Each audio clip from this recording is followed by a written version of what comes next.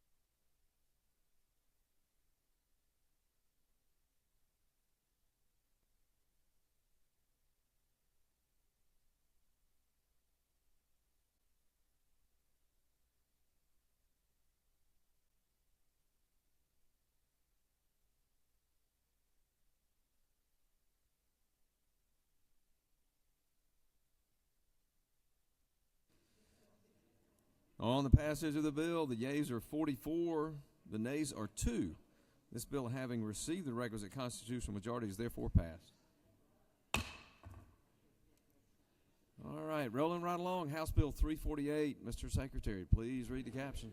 House Bill 348 by Representative Williamson and the 112th and others. Bills being entitled and act to amend Chapters 14 and 41 of Title 33 of the Official Code of Georgia Annotated related to domestic stock and mutual insurers and captive insurance companies, respectively, so as to expand the lines of insurance and reinsurance in which a limited purpose subsidiary and captive insurance company may engage, to provide for definitions, to provide for related matters, to provide for an effective date, to repeal conflicting laws, and for other purposes. Mr. President, the Senate Committee on Insurance Labor recommends that this bill do pass. Respectfully submitted, Senator Walker, Chairman. Mr. President, Senator Mallow of the 2nd offers the following amendment number 1 to amend House Bill 384 by replacing 2 on line 1 with to amend Code Section 33-3-3 of the Official Code of Georgia Annotated related to qualifications for transactions of insurance generally, transaction of insurance by insurers owned by states, and for other purposes. Mr. President, Senator Merritt of the 9th offers the following amendment number 2 to amend House Bill 384 by inserting after definitions on line 4 the following: to amend Chapter 24, Title 33 of the OCGA related to insurance generally, so as to prohibit an insurer from transferring funds between affiliates with intent to mislead regarding the insurer's profitability. Mr. President, that completes the order. Thank you, Mr. Secretary. The chair recognizes the hard-working senator from Houston County, senator from the 20th, to speak to his bill, House Bill 348.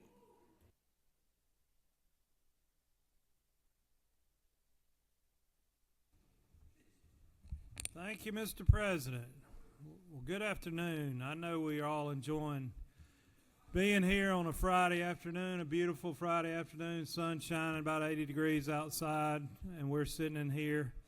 And to add insult to injury, I'm bringing you a insurance bill, which I'm sure will be thrilling and captivating.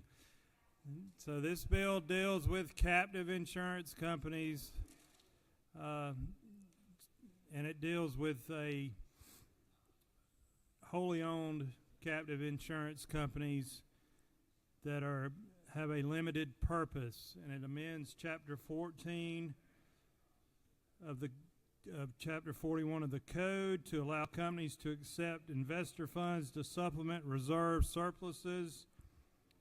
These are investment vehicles that are commonly used by reinsurers.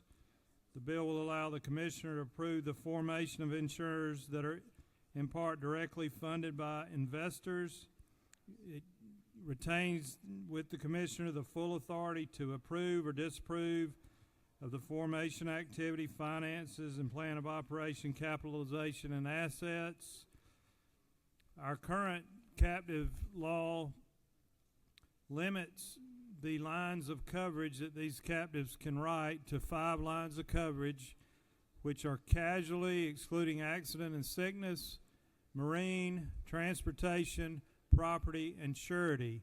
This bill would remove that limitation, which would allow the possibility of these captives to write other lines of coverage such as cyber insurance or group term life insurance for their employees or inland marine insurance. But all this would have to be approved by the insurance commissioner, just like he has to approve traditional insurance companies. It would have to have sufficient reserves and be financially solvent to do that. So this is a department request that we do this to modernize our captive statutes. We have companies in Georgia that are doing this now, and they're having to go to other states that have more open laws to do it, to form these captives, and we want to make it where they can do this in Georgia, bring us into the modern era on that. I'll go ahead, Mr. President, and speak to these 2 amendments from my good friend from the Senator from the 2nd, and I'll tip my hat to him. These are very clever and creative and interesting amendments. I'm opposed to both of them. The first one would basically not allow a carrier, an insurance company that came into the state of Georgia to do business, to leave unless they had a net loss of income over the past 5 years. So even if they made $1 of profit in 5 years, putting billions of dollars at risk, and they only made $1 net over 5 years, they would never be able to leave Georgia. That's an anti-free enterprise, anti-capitalism bill if I ever saw it. And then the second amendment, I'm going to have to look up what artifice means, but no, it doesn't allow them to engage in a scheme or artifice, which transfers funds between affiliates or subsidiaries. Well, insurance companies have to maintain a certain amount of surplus, and reserves is called surplus, to be able to make sure that they can pay current claims and future claims. And a lot of our insurance companies, of course, are national. They have various subsidiaries, various entities throughout the country, and they need to be able to move money around as their surplus needs change from state to state. So I would oppose amendment number 2 also. I ask for your favorable consideration of the underlying bill, and I will be happy to try to answer any questions, or I'll just get out of the well and we can move on. That's a Thank you, Mr. President. I'll yield the well.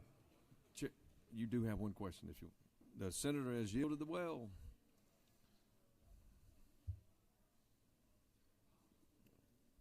Okay. I don't see anybody else. Okay.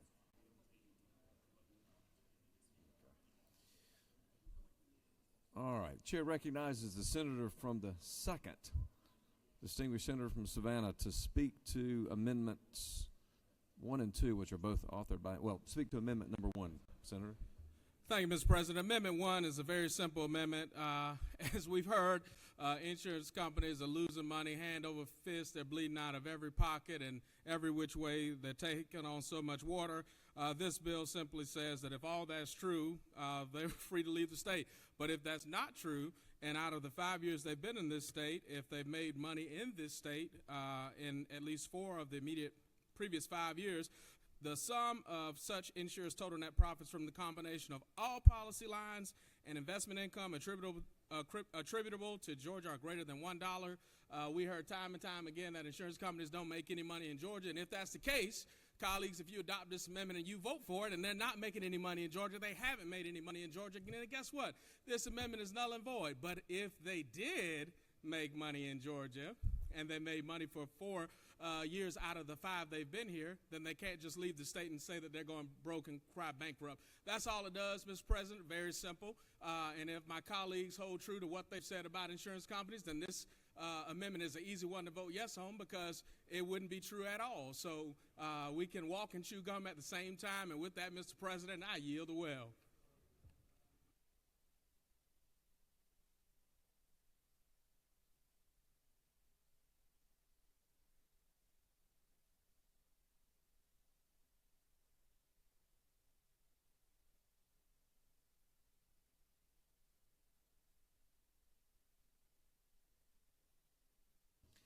Chair recognizes the senator from the 9th to speak to her amendment. Amendment number 2.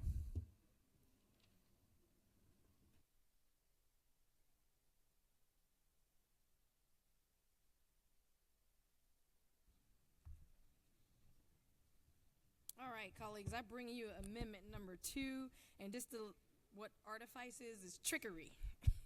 Cunning and clever tricks. We want to clarify that so we know what this means in this amendment. But this amendment is about the deceptive financial practices of insurance companies. We've seen this in recent news. While these companies claim they're operating at a loss, the reality tells a much different story. They're thriving and they're profiting record profits while policyholders are struggling with rising premiums and probably reduced coverage. We've seen this playbook. We saw it play out in Florida.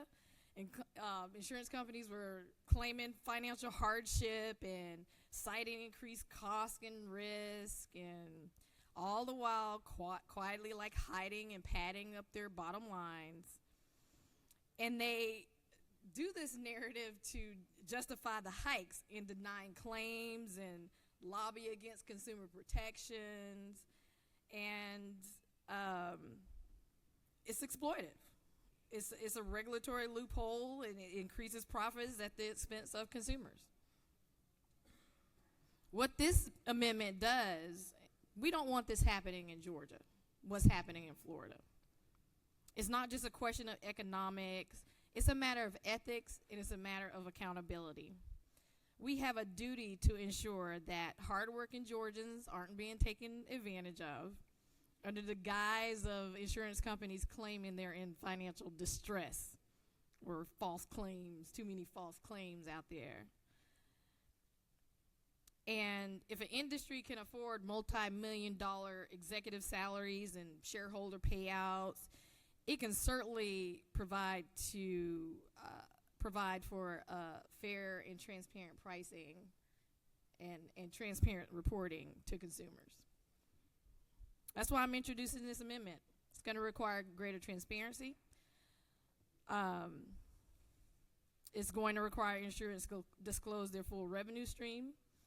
And in the end of it, we want to prevent what's happening in Florida from happening here in Georgia. So I'm asking for your favorable consideration of Amendment 2, and let's protect Georgians.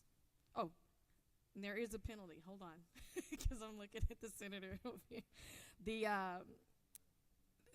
We want to make the violation real high. They can afford it. I think $100,000 is that shouldn't be much if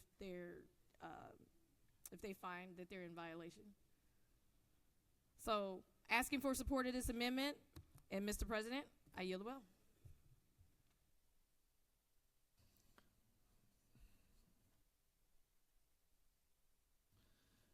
Senators yielded the well. Does any other senator wish to speak to House Bill 348 or the Amendment 1 or Amendment number 2? Chair hears none.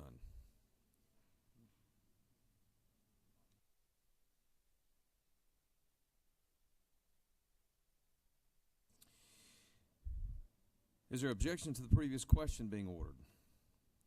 Chair hears none of the previous question is ordered. The question is now on the adoption of Amendment number 1. The senator from the 2nd, is there objection? There is objection.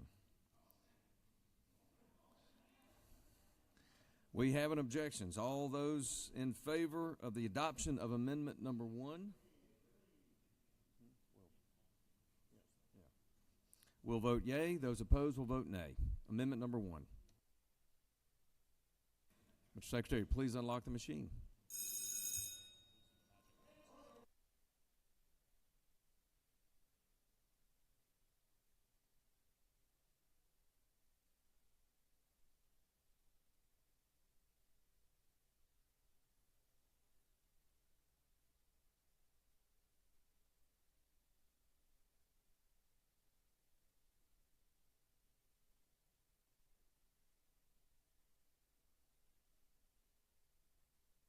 Session inquiry, Senator. Mr. President, is it not true that there's a South Georgia saying that Amendment 1 is a good way to scratch a lie and find a thief? I'm sure the senator knows of which he speaks. Chair recognizes the senator from the 20th. Mr. President, if a yes vote to Amendment 1 would cause the insurance companies to flee our state very fast. It sounds like the senator knows of which he speaks as well.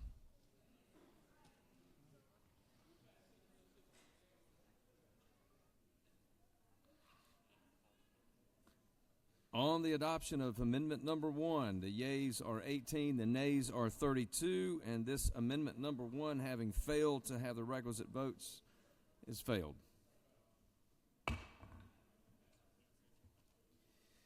Moving on now, on adoption of amendment number 2, is there an objection? There is an objection. All those in favor of adoption amendment number 2 to House Bill 348 will now vote yea. Those opposed will vote nay. Mr. Secretary, please unlock the machine.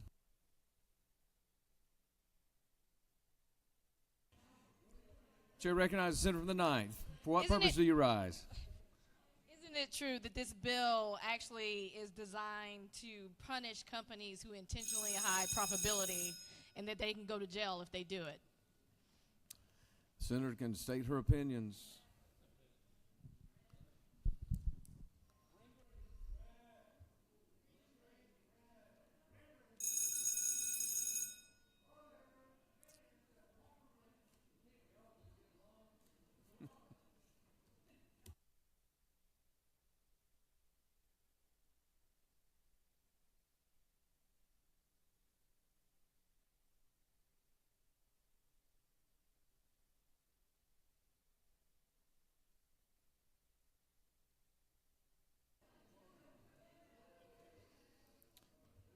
On the adoption of amendment number 2, the yeas are 19, the nays are 31, and this amendment, having failed to have the requisite votes, has failed. Is there objection to the passage of the agreeing to the report of the committee which is favorable to the passage of the bill? The chair hears none, and the report of the committee is agreed to.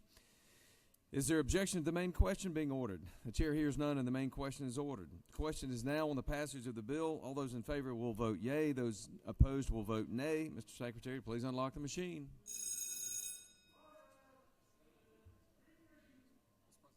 Yes, sir.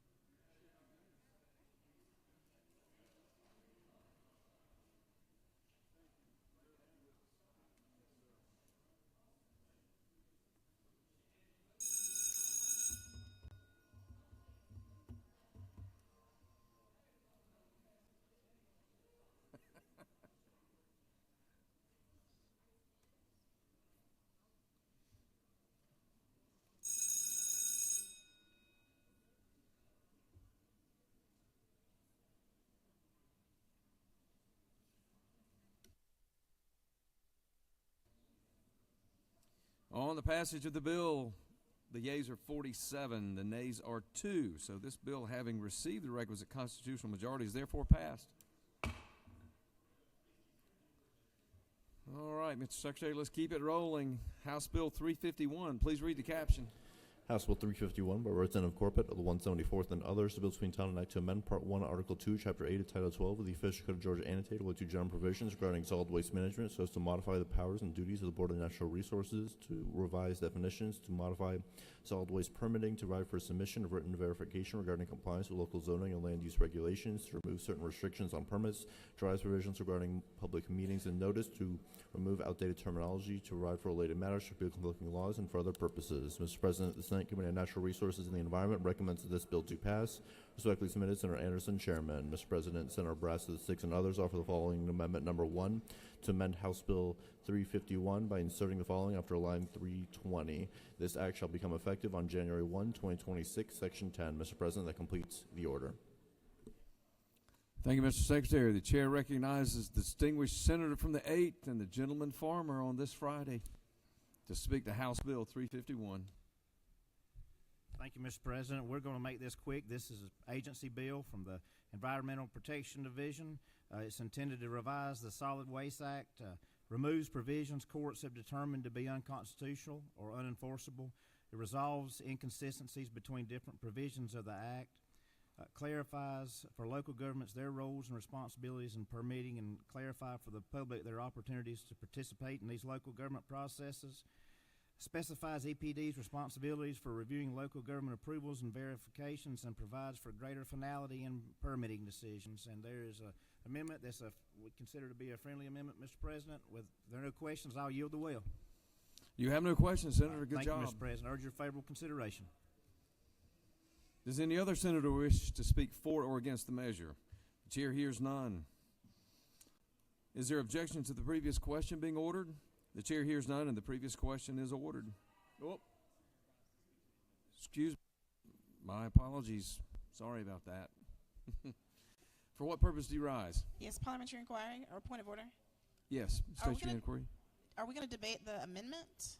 Yes, my apologies, Senator. Okay, I did not have it on the desk. I was not aware an amendment had been filed.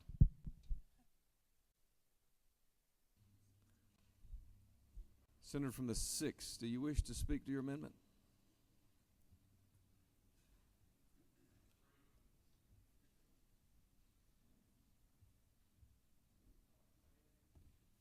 Colleagues, this is simple, the amendment. There's very little or really no financial impact, so there's no need for this to be on the fiscal year. And being such an important program, we don't want to rush it, so we're moving it from the fiscal year to the calendar year, January 1. That's it.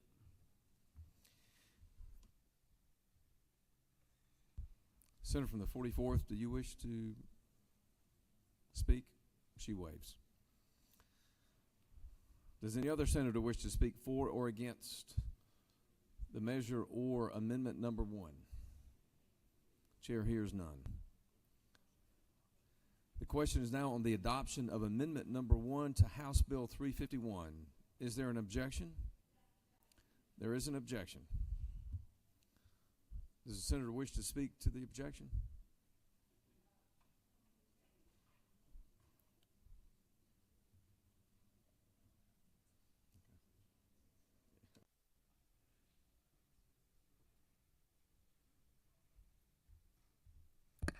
Thank you. I'm only objecting because this is an unusual state of affairs. I don't know what it does. Don't understand why we would change the date on this when it's usually otherwise, and just am not comfortable voting yes. So that's why I would like to be able to vote no. Thank you. I yield the will.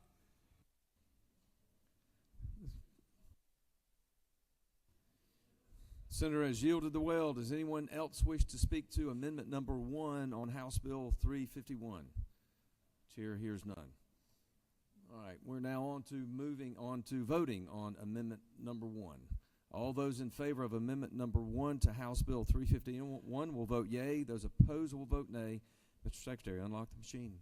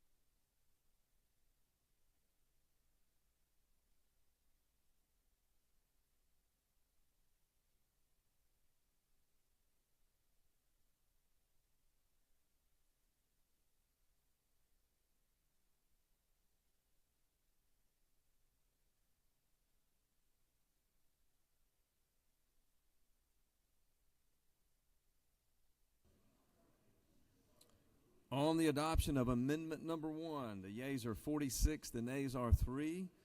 So the amendment number 1, having received the requisite vote, is adopted.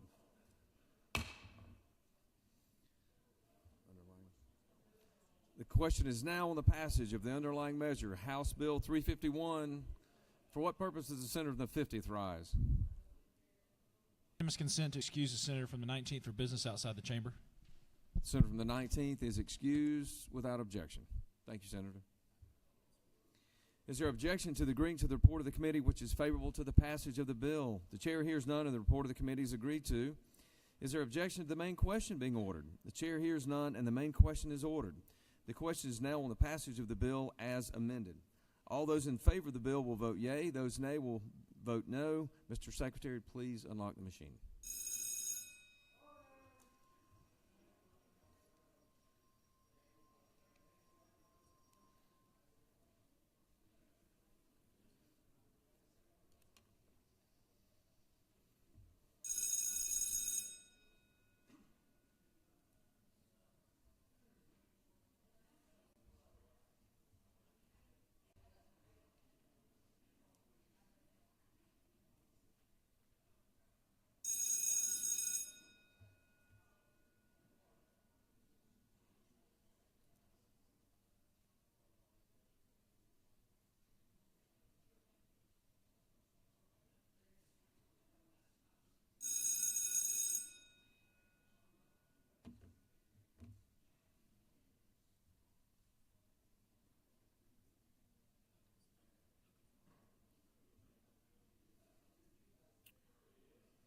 On the passage of the bill, the yeas are 47, the nays are 0.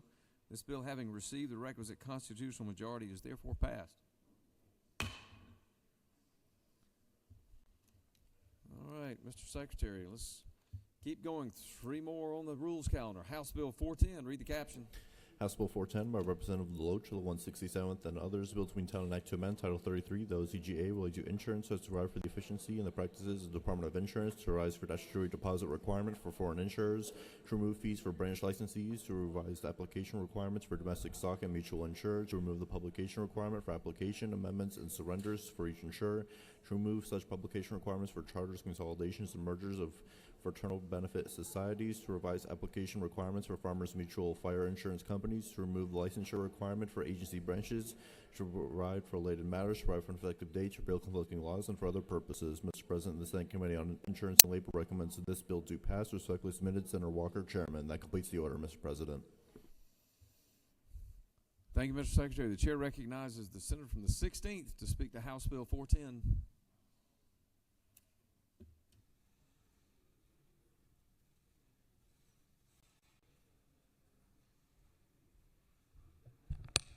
Thank you, Mr. President and constituents. This is HB 410 is a department bill for the Department of Insurance. We've been talking about them a great deal, and what it does, it's a cleanup bill.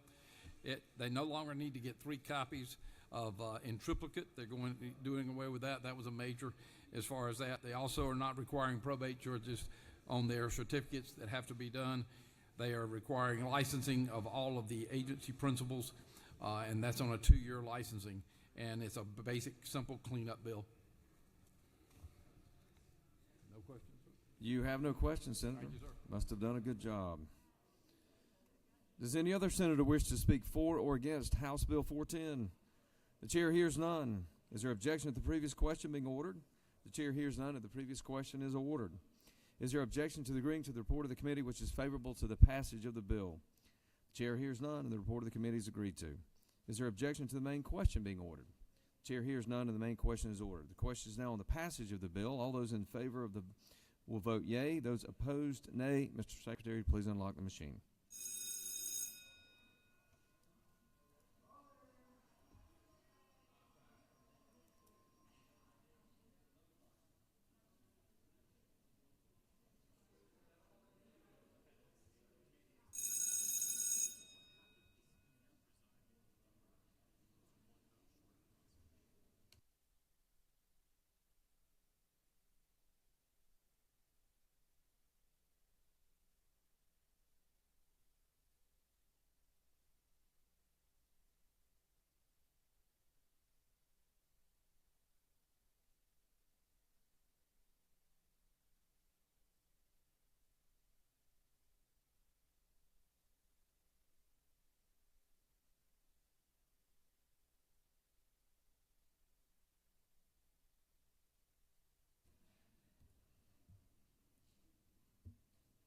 On the passage of the bill, the yeas are 47, the nays are 0. So this bill, having received the requisite constitutional majority, is therefore passed.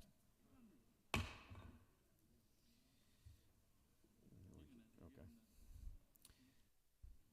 Moving on down to House Bill 433. Mr. Secretary, please read the caption. House Bill 433 by Representative Bollinger, the 23rd, and others, bill to be Town and Act to amend Article 2, Chapter 3, Title 35 of the Official Code of Georgia Annotated to Georgia Crime Information Center so as to provide that the Department of Human Services shall be authorized to access restricted and sealed information to conduct employee oversight in certain circumstances, to provide for related matters, to repeal conflicting laws, and for other purposes. Mr. President, the Senate Committee on Children and Families recommends that this bill do pass. Respect its minutes, Senator Kirkpatrick, Chairman. That completes the order, Mr. President. Thank you, Mr. Secretary. The chair recognizes our distinguished senator from the 32nd to speak to House Bill 433.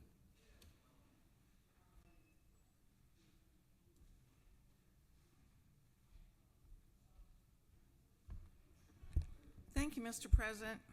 This bill adds the Department of Human Services to the list of agencies authorized to access criminal history records under the Georgia Crime Information Center, much like we did for DECAL with House Bill 175 yesterday. The records may only be used by DHS for regulatory oversight, eligibility verification for prospective or existing foster parents, and eligibility verification for prospective and existing employees and contractors. This was amended in the House with help from the GCIC. With that, I'm happy to answer any questions or yield the will. You have no questions, Senator. Thank you. Does any other senator wish to speak for or against the measure? Chair hears none. Is there objection to the previous question being ordered? Chair hears none. The previous question is ordered. Is there objection to agreeing to the report of the committee which is favorable to the passage of the bill? Chair hears none. The report of the committee is agreed to. Is there objection to the main question being ordered? Chair hears none. The main question is ordered. Questions on the passage of the bill. All those in favor of the bill will vote yea. All opposed, nay. Secretary will unlock the machine.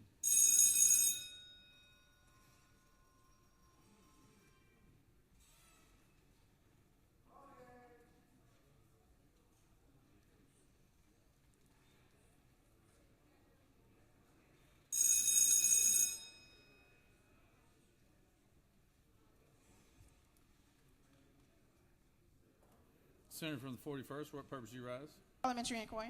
State your inquiry. Isn't it true that this bill would allow foster families to have access to children's records for police? Isn't it true allows criminal record access for children who are in foster care without a judicial release? Senator is passionate about what she speaks.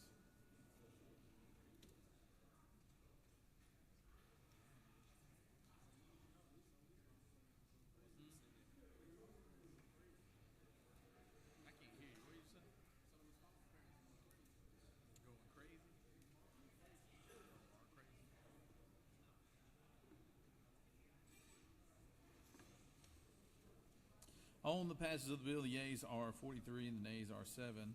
This bill, having received the requisite constitutional majority, is therefore passed.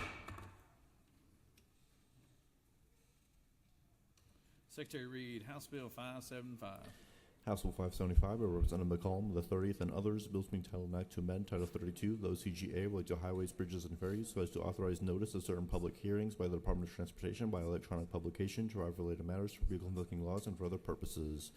Mr. President, the Senate Committee on Transportation recommends that this bill do pass by substitute. Respectfully submitted, Senator Dolezal, Chairman. Mr. President, the Senate Committee on Transportation offers the following substitute to House Bill 575, a bill to be titled an act to amend Title 32 of the Official Code of Georgia Annotated related to highways, bridges, and ferries so as to authorize notice of certain public hearings by the Department of Transportation by electronic publication, to authorize such department to negotiate the acquisition of common property of a condominium association or properties owners association with a designated board for either such association and for other purposes. Mr. President, that completes the order.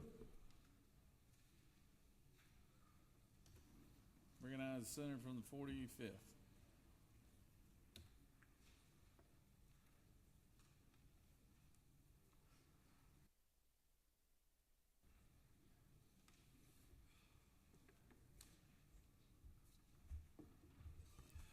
Thank you, Mr. President. Colleagues, I rise today to bring House Bill 575 before you today. It's the annual GDOT statutory housekeeping bill. It's got 4 parts to it. The first section updates the timing requirements for printing the final notice for GDOT to project our public meetings with local newspapers that do not publish daily. Some local papers only publish weekly now. It also clarifies when a condominium association is a point of contact when an acquisition is occurring and allowing the board to act for that condominium.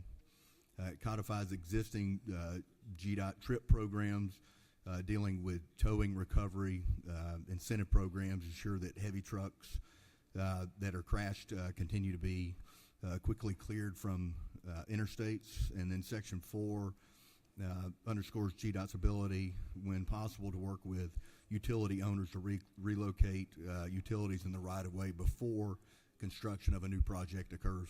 With that, Mr. President, be happy to answer any questions or yield the well.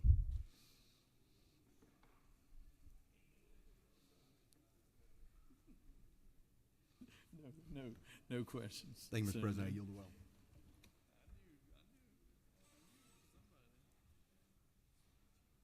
Does any other senator like to speak for or against the measure? Chair hears none. Is there objection to the previous question being ordered? Chair hears none. Previous question is ordered. Question is on the adoption of the committee substitute. Is there objection to the adoption of the committee substitute? Hearing none, the committee substitute is adopted. Is there objection to agreeing to the report of the committee which is favorable to the passage of the bill? Chair hears none. The report of the committee is agreed to. Is there objection to the main question being ordered? Chair hears none. The main question is ordered. Questions on the passage of the bill by substitute. All those in favor vote yea. All opposed nay. Secretary, unlock the machine.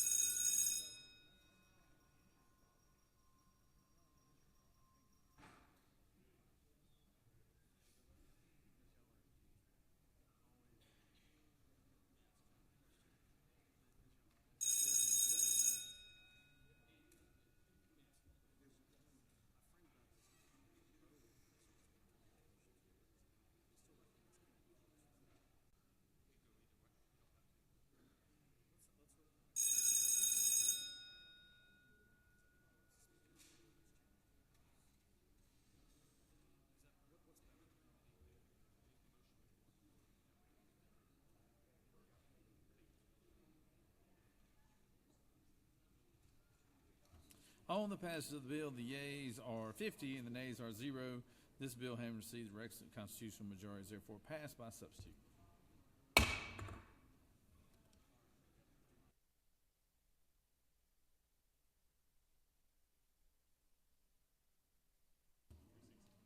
All right, so we're done with the rules calendar. We're going to do about 4 special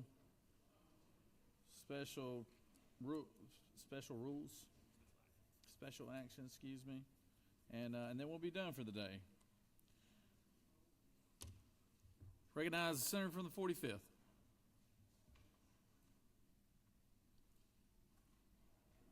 Thank you, Mr. President. I ask for unanimous consent that HB 360 be lifted from the table. Secretary, read the caption. House Bill 360 by Representative Estration, 104th and others. Bills being titled and act to amend Article 2, Chapter 7, Title 48 of the Official Code of Georgia annotated away to income tax imposition rate computation exemptions and credits so as to revise a tax credit for the rehabilitation of historic structures to authorize the credit to be claimed in the taxable year, the year a certificate of occupancy is obtained for certain pre-approved rehabilitations, to provide for related matters, for bill convicting laws, and for other purposes. That completes the order, Mr. President. Is there objection? We have an objection. Would you like to speak to your objection?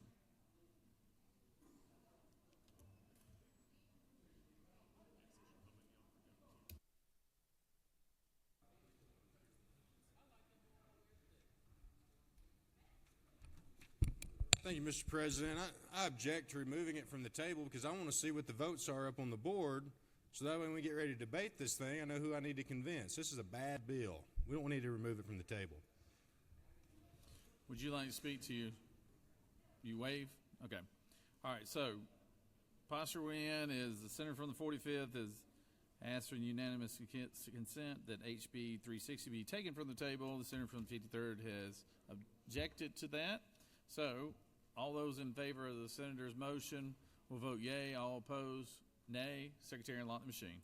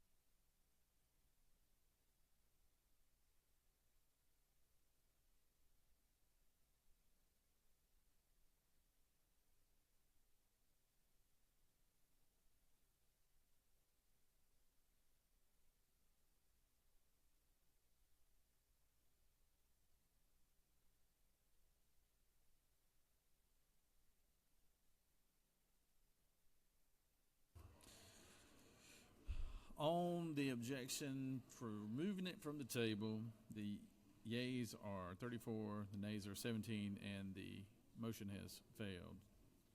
Excuse me, his motion has prevailed. Secretary, read the rest of those caps. House Bill 360 by Representative Estration, 104th and others, bill to be entitled Act to amend Article 2, Chapter 7, Title 48 of the Official Code of Georgia, annotated and for other purposes. Mr. President, the Senate Committee on Economic Development and Tourism recommends that this bill do pass. Respectfully submitted, Senator Beach, Chairman. That completes the order, Mr. President. Recognize Senator from the 45th. Speak to the measure.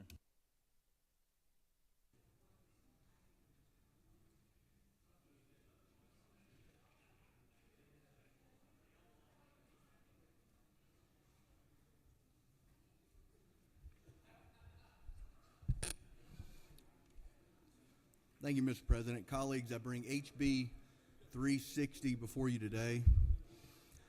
In the summer of 2026, the World Cup is coming to Atlanta. HB 360 is an important piece of legislation to make sure our capital city is prepared to meet the needs of thousands of soccer fans from across the world.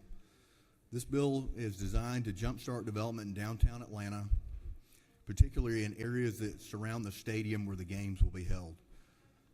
Many of you are familiar with the Georgia's Historical Tax Rehabilitation Credit, which has long supported revitalization of historic structures by encouraging private investments in historical buildings. HB 360 encourages developers to complete their historical projects in downtown Atlanta prior to the start of the World Cup, allowing them to claim those accelerated tax credits if they're able to get their certificate of occupancy prior to the end of 2026. Importantly, this bill does not increase the current yearly cap of historical tax credits. It simply allows developers that have been approved to receive those tax credits in future years. There is a sunset on this tax credit in 2029, so it would be 2027, 2028, or 2029. To claim those credits early if they complete those projects before the World Cup. There was an interpretation question that was cleared up and had been addressed by DOR. This bill would allow funds to be pulled forward from the yearly $30 million cap. It would not create any additional funds. These have already been approved in future years. It would just pull those back to 2026. The total, if all of the projects in this selected area in Atlanta were completed and had a CO, the total cost of that would be $29 million. With that, Mr. President, I'd be happy to answer any questions. Do have a couple questions, Senator. Recognize Senator from the second. Thank you, Mr. President. Senator, do you yield? I do. Senator, I'm trying to understand this piece of legislation in relation to the tax credits and pulling them forward for certified structures for tax year 2027, 2028, and 2029. So you're saying out of the state allocation of those tax credits that this individual developer will be able to pull forward the preceding years after forward in the current tax year. Is that not true? That is true. And so will the credits being pulled forward lessen the amount of available credits that already exist in the total dollar amount? That is correct. Yeah, we're not adding any additional dollars.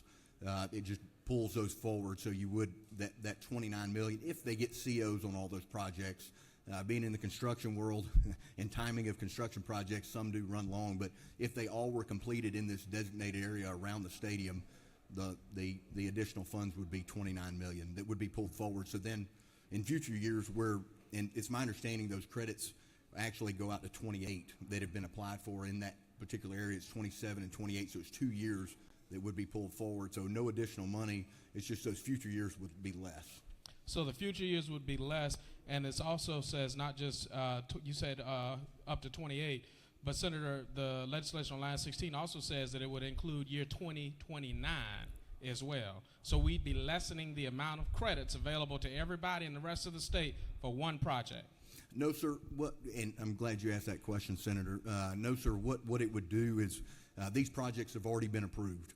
So there would be no taking away from other folks. These projects are already on the books. They've been approved. It's just they're approved essentially around the stadium, basically, and it does go out to 2029. There's about $1 million worth of credits that have been applied for and given in 29. But these projects don't go out that far. The projects around the stadium, they've been approved for 27 and 28. So those 2 years would be pulled back. But there would be no taking or no less credits out there for folks to claim. They've already been approved for those credits. It's just accelerating them, so those projects would be done by the World Cup. So we've got a nice, vibrant area around the stadium. Last question, Senator. Have we done this for any other part of the state?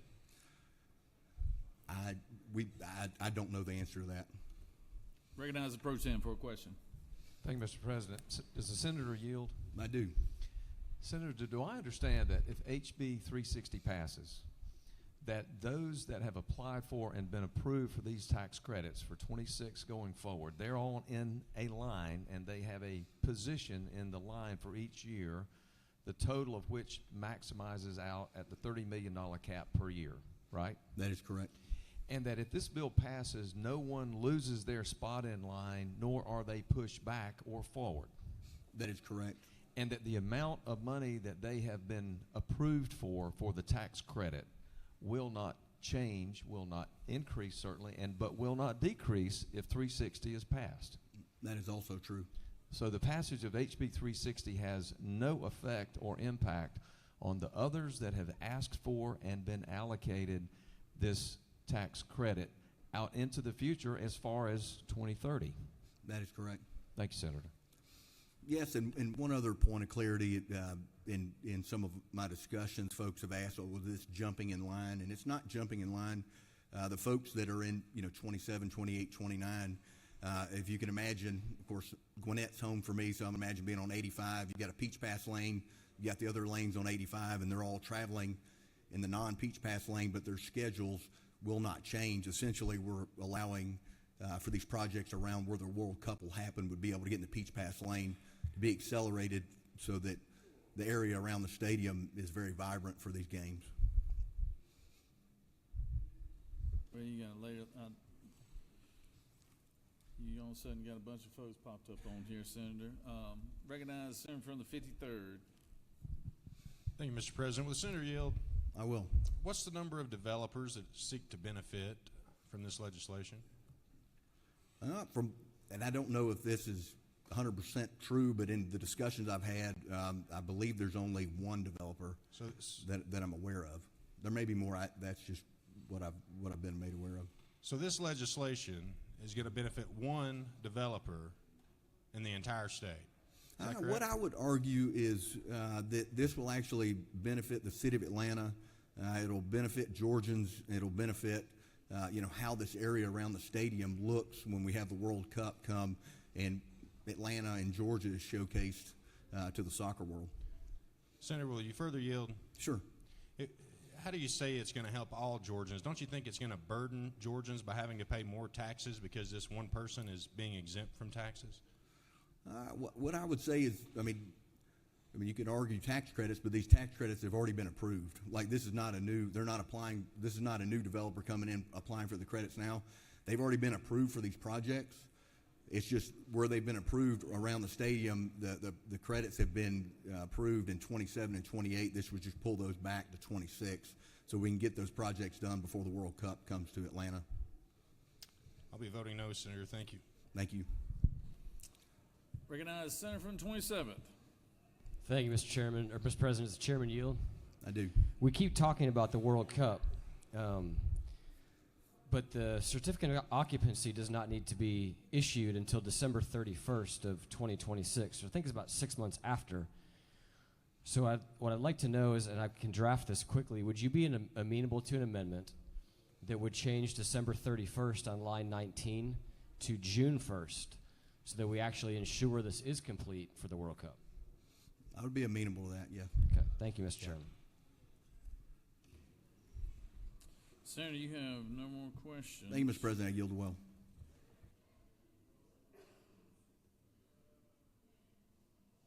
Recognize Senator from the 52nd.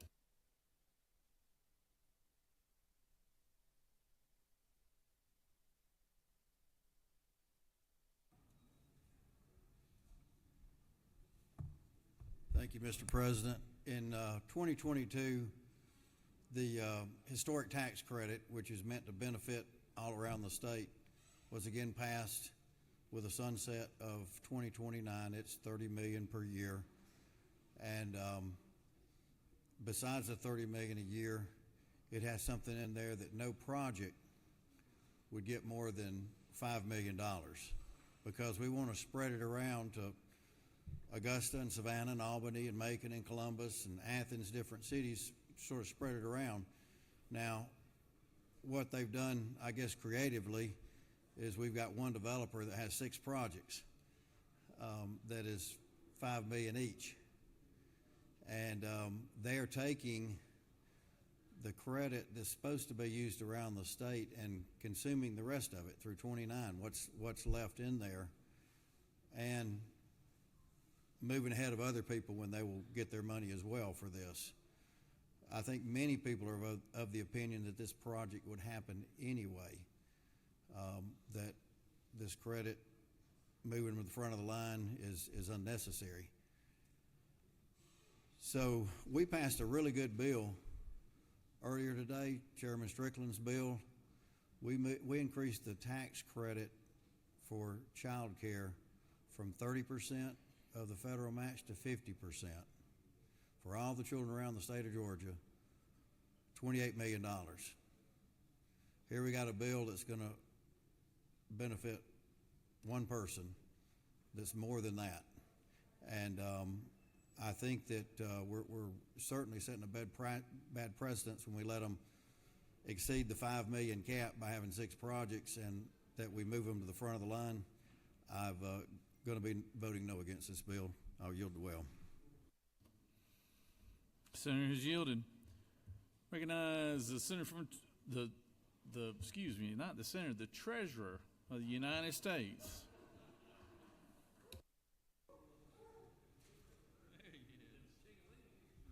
Thank you, Mr. President. I rise in support of this bill. I want to tell you a little story. I opened a restaurant in downtown Alpharetta about 20 years ago, and the building was built in 1910. And I thought it was a historic building, and I thought I was going to spend about $5,000 on electrical work. It ended up costing me $15,000 because nothing was up to code. When you deal with these historic old buildings, you're going to run into skeletons in the closet that you weren't imagining. So that's one reason I am supporting this bill.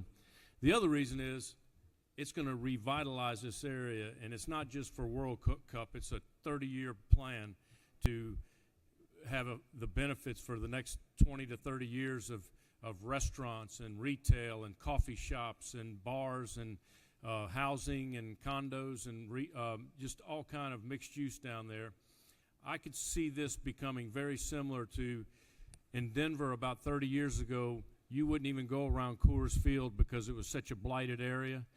This isn't as blighted, but it is not as vital as it could be. And I think that you take all those buildings and you can really create jobs and economic activity down there.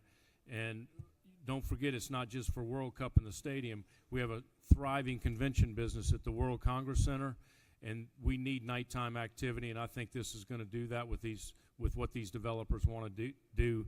And so I'm fully behind it, and I would ask everybody to support it. Mr. President, I'll yield the will. The senator is yielding.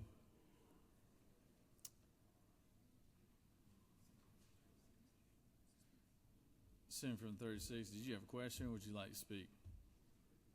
Parliamentary inquiry. State your inquiry. Isn't it true that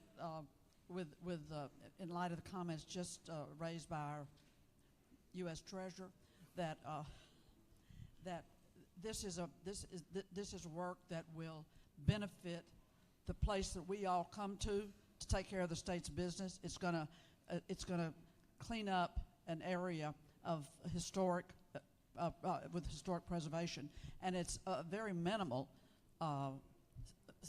state dollars that are going to be paired with other dollars, and every dollar that will come to this project is only after the money's spent. So it's a modest proposal with tremendous opportunity for seeing a transformed portion of Atlanta that has long needed to be transformed. Thank you. Parliamentary inquiry.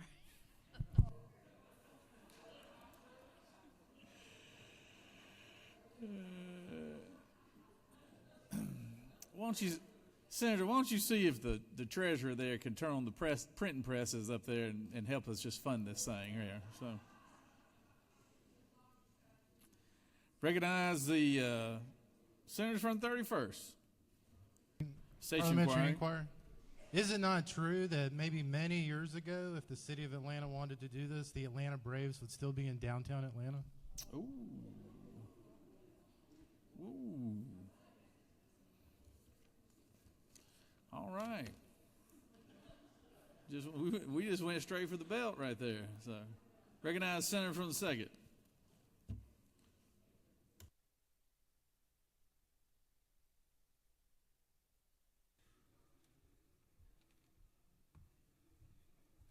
Thank you, Mr. President. Not only does this benefit pulling forward tax credits for one specific developer, but I would like to draw your attention, colleagues, to lines 22, 23, and 24, that certain capital improvements of the Cabbagetown Historic District Economic Reuse Establishment and certain additions thereunto from all City of Atlanta and Fulton County ad valorem taxes. Now, Mr. President, I know my colleagues want to vote in favor of this bill, but not only are you going to get the tax credits, you're also not going to pay taxes on the development that you're developing. That's a bad bill, Mr. President, and I leave it at that. I yield the well.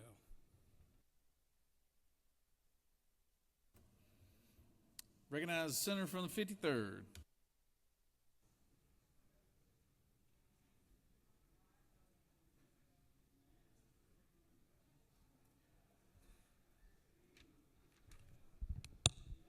The senator from thank you, Mr. President. The senator from the 31st brought out the Atlanta Braves. You know, I don't think the City of Atlanta got involved on that deal with their funds. I don't believe they're getting involved on this deal. I'm kind of sick and tired of citizens from Northwest Georgia having to pay more taxes so citizens in Atlanta can pay less for their special projects. I used to live over in Cabbagetown when I was over in the House. Okay, Cabbagetown, historical place. But the building's already there. The studs are already there. So why should you be able to come in as a developer and have a house that's already built and try to upgrade it and then get out of all the taxes for it? You want to upgrade the community, tear the place down and go build something brand new. This is ridiculous. Thank you, Mr. President. Does any other senator wish to speak for or against the measure?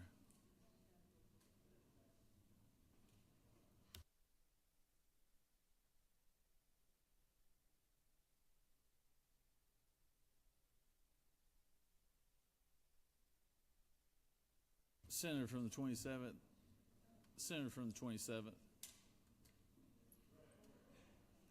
Senator, did you have something? Were you going to offer something? Amendment? Okay. Is there objection to the previous question being ordered? Chair hears none. The previous question is ordered. Is there objection to agreeing to the report of committee which is favorable to the passage of the bill? Chair hears none. The report of committee is agreed to. Is there objection to the main question being ordered? Chair hears none. The main question is ordered. Questions on the passage of the bill. All those in favor will vote yea. All opposed, nay. Secretary, unlock the machine.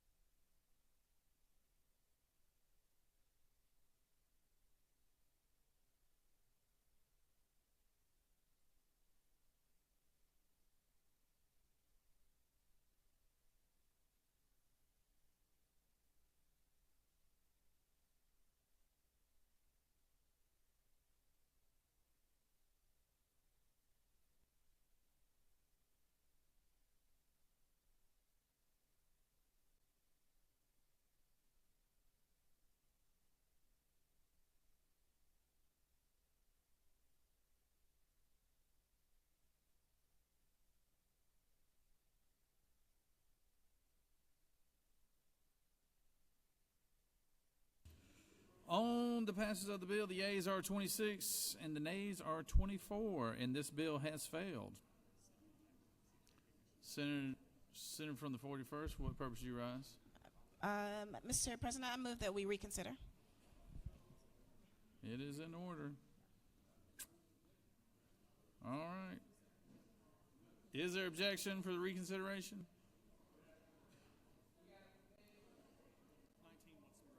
Senator from the 19th. Take a look at it. I think it's day 38.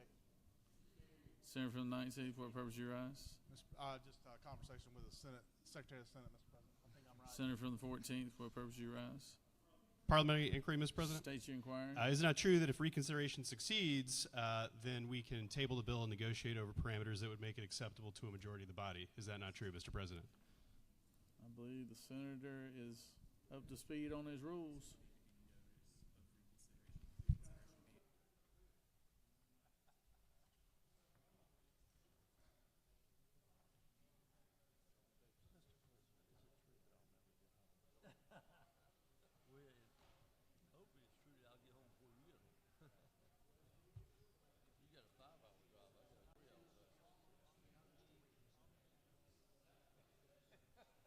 That's good. That's good. That's worth saying to everybody. That's good. If we continue, we will be at day 38. All right, because we're all right. All right, so on the motion to reconsider, Senator from the 41st, because we are in day 37, Monday, we will it'll be the first order of business for reconsideration on Monday. So you've given the notice.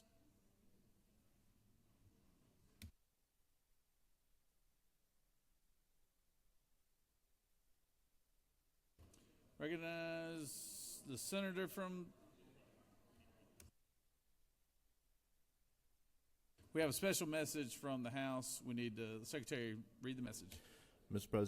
President, the following message was received from the House through Mr. Riley, the clerk thereof. Mr. President, the House has passed by substitute by the requisite constitutional majority the following bill of the Senate. Senate Bill 79 by Senator Goodman the 8th and others, bills being entitled an act to amend Title 16 of the OCGA related to crimes and offenses so as to revise threshold amounts of fentanyl and related substances necessary to constitute the offenses of processing, selling, distributing, and manufacturing of such substances and for other purposes.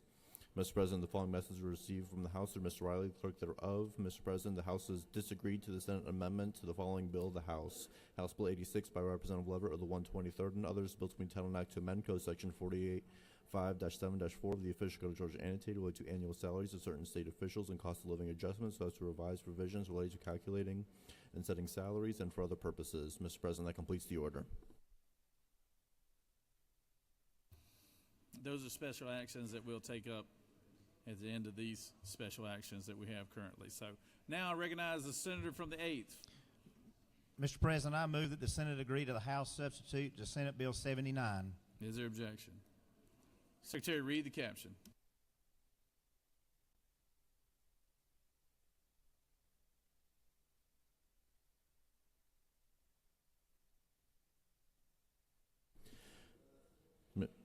Senate Bill 79 by Senator Goodman the 8th and others, bill to be entitled an act to amend Title 16 of the OCGA related to crimes and offenses so as to revise threshold amounts of fentanyl and related substances necessary to constitute the offenses of possessing, selling, distributing, and manufacturing of such substances, to revise mandatory minimum departure provisions for defendants convicted of trafficking of substances in violation of Code Section 16-13-31 related to trafficking of cocaine, illegal drugs, marijuana, and methamphetamine, and penalties, to amend various titles of OCGA so as to provide for conforming changes, to provide for an effective date, to provide for applicability, to provide for related matters, to provide for a short title, to repeal conflicting laws, and for other purposes. Mr. President, the House offers the following substitutes to Senate Bill 79, a bill to be entitled an act to amend Title 16 of the OCGA related to crimes and offenses so as to revise threshold amounts of fentanyl and related substances necessary to constitute the offenses of possessing, selling, distributing, or manufacturing of such substances and for other purposes. Mr. President, that completes the order. Senator from the 8th.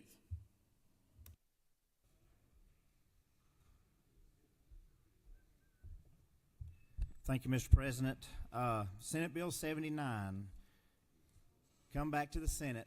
I want to thank, Mr. President, you and your staff for all the work that you've done on the fentanyl epidemic. I want to especially thank the Walters family who are over there, who have been here while we've gone through all these bills, awaiting this special action. This bill passed out of the House. Hold on one second, Senator. If we could have everybody's attention, please. We're almost done. Let's give the attention to the senator in the well. Thank you, Mr. President. I want to thank the Walters family. They've driven 4 hours up here today. They were in the House gallery when this bill passed earlier today, and they've stayed with us all day. Mr. Gus, Miss Beth, y'all stand up where I can see you. Thank you. Miss Beth, we love y'all. Thank you for all the work that you've done, really of taking a tragedy in Austin's death and making some good out of it. This bill, when it went to the House, we agreed to the change. We took out the possession language that was in the original bill, and this bill now is solely focused on trafficking. And so I want everybody, if you're talking right now, I want you to listen to what I've got to tell you. Just this past week in Sandy Springs, their law enforcement found enough fentanyl to kill every resident of Atlanta, Macon, Savannah, Columbus, Augusta, Valdosta, Brunswick, Warner Robins, Hinesville, Sandy Springs, Johns Creek, Roswell, Alpharetta, Peachtree City, Chamblee, Sugar Hill, Noonan, Statesburg, Gainesville, East Point, Pooler, McDonough, Stockbridge, Union City, LaGrange, Cartersville, Forest Park, Winder, and every spectator that's in Sanford Stadium and Bobby Dodd Stadium and Mercedes-Benz Stadium when it's at full capacity.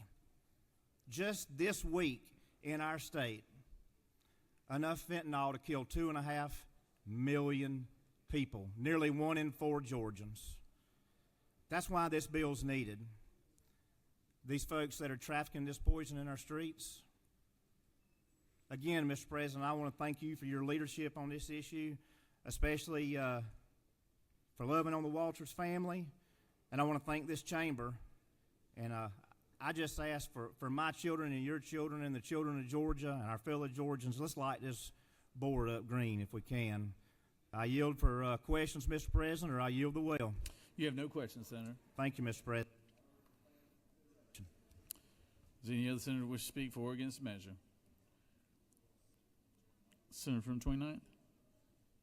Mr. President, I ask for unanimous consent to excuse the senator from the 37th. Without objection, senator from 37th is excused. The senator has asked that the Senate agree to the House substitute on SB 79.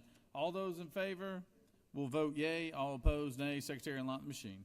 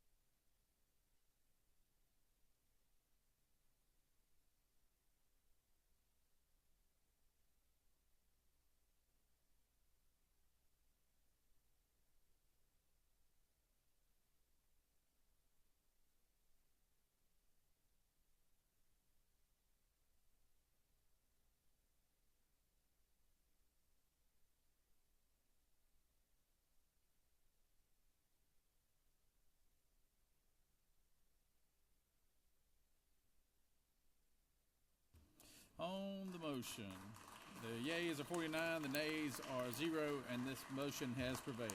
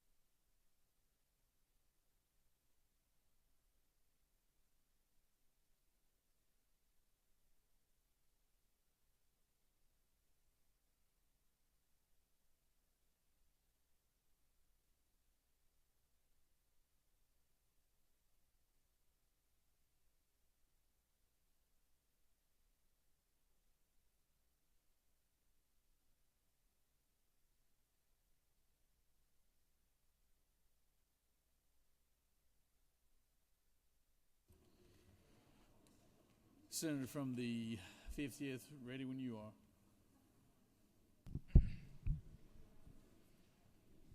Thank you, Mr. President. I move that the Senate recede from its amendment to House Bill 86. Senator has moved that the Senate recede from its amendment on House Bill 86. Secretary, read the caption.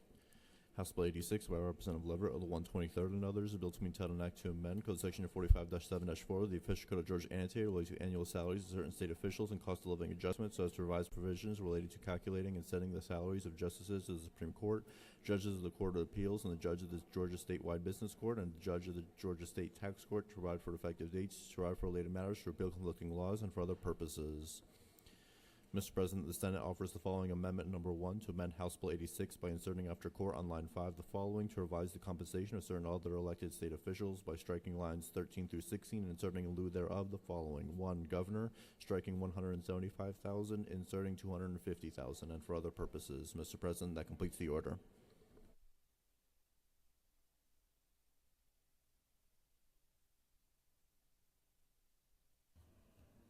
Recognize Senator from the 50th.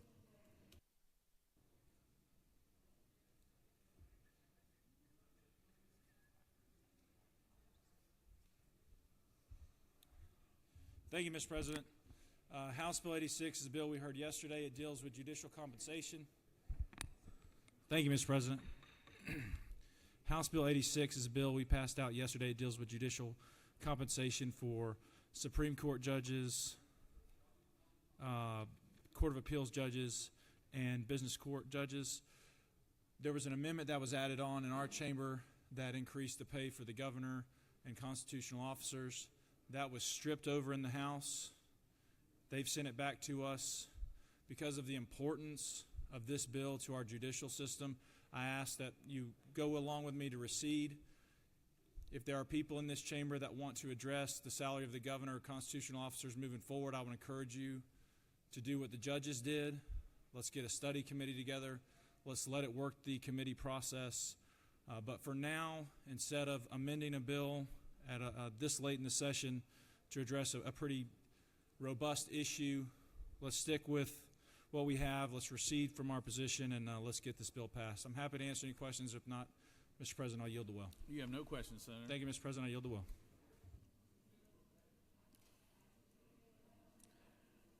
Does any senator wish to speak for or against the measure? Hearing none.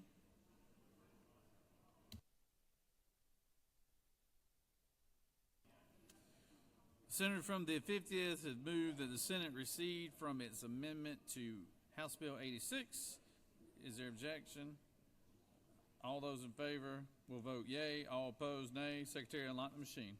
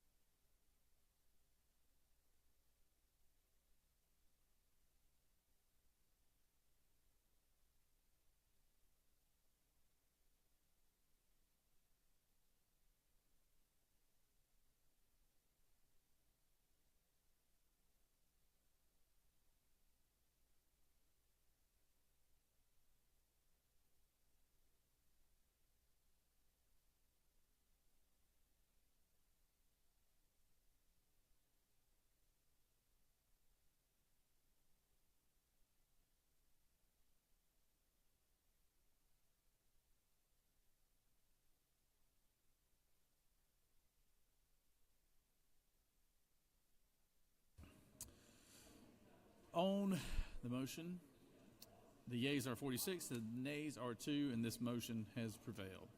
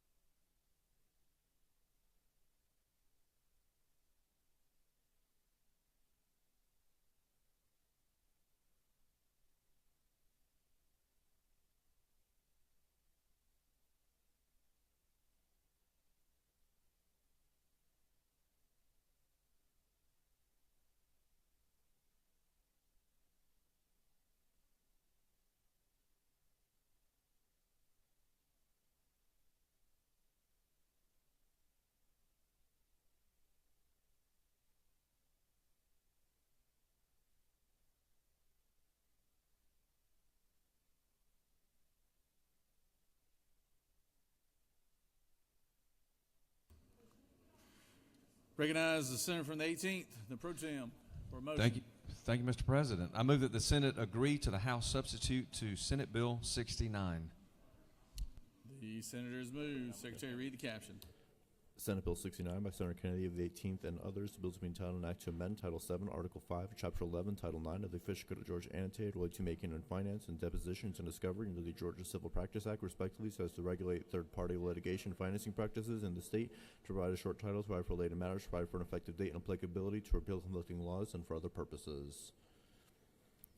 Mr. President, the House offers the following substitutes. Senate Bill 69, a bill to be entitled an act to amend Title 7 and Article 5 of Chapter 11 of Title 9 of the Official Code of Georgia Annotated related to making and finance and depositions under discovery under the Georgia Civil Practices Act, respectively, so as to regulate third-party litigation financing practices in the state, to enact a new chapter regulation litigation financing practices, and for other purposes. Mr. President, that completes the order. Recognize pro tem. Thank you, Mr. President. I'm going to try to be efficient, guys. I know we're at later in the day and it's Friday afternoon, but this is Senate Bill 69 that you'll remember that we presented and voted on unanimously by this body and sent it over to the House. And I will tell you that they made a few changes to it, all of which I think are fine. But let me tell you very briefly. First of all, this is of the two tort reform efforts from Governor Kemp. This is the second of the two. This deals with something called third-party litigation funding. And this is at its heart three measures. Number one, it is a consumer protection measure for those people that engage and need these type of financing arrangements. Number two, it is a disclosure issue because it makes it more transparent when these type instruments are used. And number three, it's a national security issue, making sure that those that are foreign adversaries that are acting in a financial capacity don't continue to have access to our court systems the way that we're exposed to right now. So the question is, how is this different that's been offered by the House? I would tell you that Section 710-1 simply changed the definitions to align with the banking departments or the Department of Banking's practices. They took a closer look at it and added some exclusions that made it more in alignment with current banking law. You'll also see in Section 7-10-3 that this new code section is based on consultations, again, with the Department of Banking and Finance to clarify that they can deny a registrant where the requirements are not met. It also, in Section 710-4, makes clearer that while the litigation financier cannot pay referrals or commissions, the attorneys or other outside parties' payments to litigation financiers' employees do not violate the prohibition. And I would tell you, Senators, that the one main change you'll find in Section 3 under discovery and disclosure simply takes the limit on third-party discovery toward litigation financiers does not extend to where the amount being financed is $25,000 or less, because that amount is excluded from these types of transactions. So with that, Mr. President, I'm happy to answer any questions, or I'm happy to yield. You have no questions, Senator. Thank you.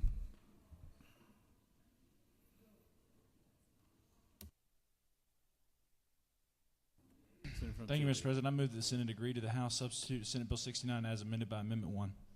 All right, Senator's moved. Secretary, read the amendment. Mr. President, Senator Hatchett of the 50th offers the following amendment number 1 to amend the House substitute to Senate Bill 69 by inserting after line 23, after short title, the following: to amend Title 40, the Official Code of Georgia Annotated related to motor vehicles, so as to provide for admissibility of evidence related to seat safety belts by replacing lines 458 through the end with the following: Section 4, Title 40, the Official Code of Georgia Annotated related to motor vehicles is amended, and Code Section 40-8-76.1 related to use of safety belts in passenger vehicles by revising subsection D and for other purposes. Mr. President, completes the order. Recognize the Senator from the 50th.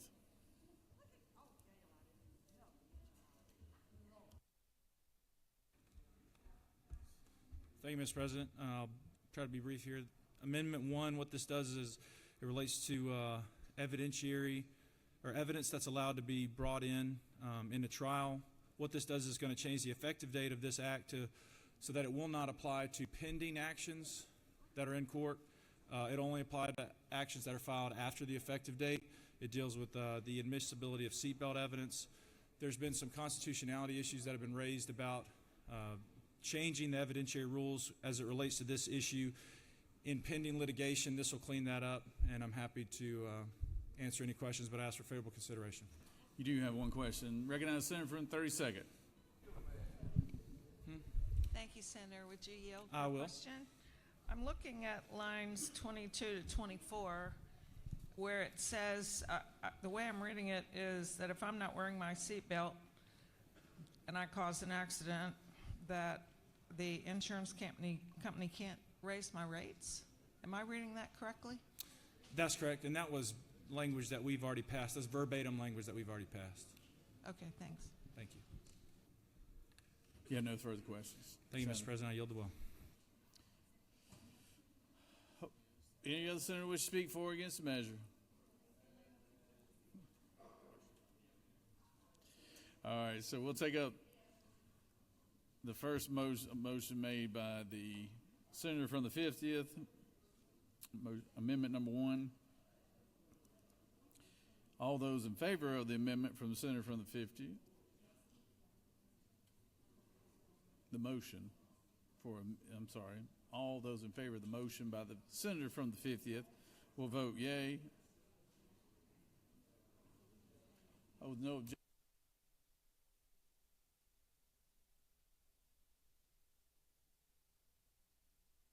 Even though there's no objection, because it could be final passes. All those in favor of the amendment will vote yea. All opposed, nay. Secretary, unlock the machine.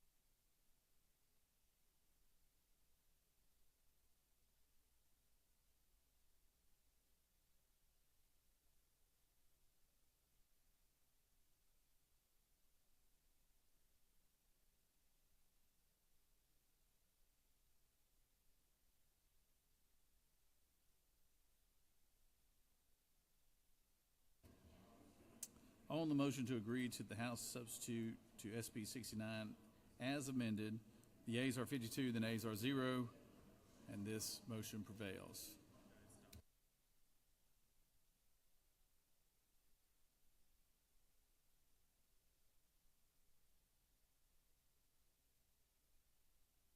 On the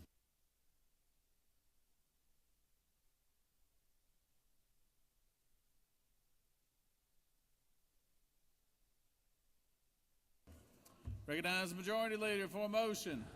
Mr. President, I move the Senate stand adjourned pursuant to Senate Resolution Number 6 until 10 a.m. on Monday, March 31st.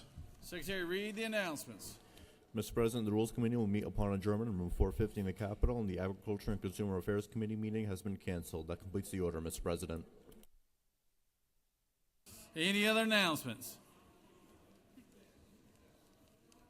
Any other announcements? Thank you, Mr. President. Just a reminder that on Monday will be John Bullock Day, so we get to wear our jeans. It'll be the last time for this year that we'll have John Bullock Day, so wear your blue jeans on Monday, and we'll come in and have a great day of work and a great day in the chamber and be a little bit more comfortable. Thank you, Mr. President.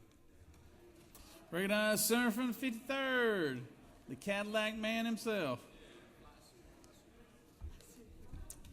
Just a reminder, the very first Interstate Cooperation Dinner, I think ever in history, will take place Monday at Fogo de Chao at 6:30. So please be there and bring a spouse. Thanks. We have it in Cabbage Town. All right, Majority Leader has moved that the Senate stand adjourned until 10 a.m. Monday, March 31st. All those in favor of the motion signify by saying aye. All those opposed, no. Ayes clearly have it. Have a good weekend.